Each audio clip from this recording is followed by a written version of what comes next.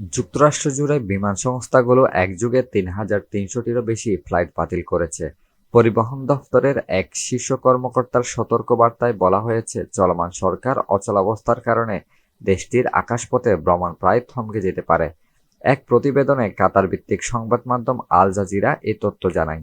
রোববার এসব ফ্লাইট বাতিল করা হয়। এরই মধ্যে রিপাবলিকান ও ডেমোক্র্যাট নেতারা চলমান অচলাবস্থা নিয়ে অস্থায়ী এক চুক্তিতে পৌঁছান।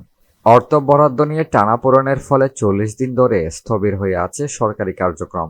এর আগে যুক্তরাষ্ট্রের ফেডারেল এভিয়েশন অ্যাডমিনিস্ট্রেশন কর্মবিরতির ঘটনায় বিমান চলাচল নিয়ন্ত্রণে আংশিক সীমাবদ্ধতা আরোপ করে। প্রায় ১৩,০০০ এয়ার ট্রাফিক কন্ট্রোলারদেরকে সরকারি নিয়মে অপরিহার্য কর্মী হিসেবে ধরা হয়। অক্টোবর থেকে বেতন ছাড়া কাজ করে আসছেন।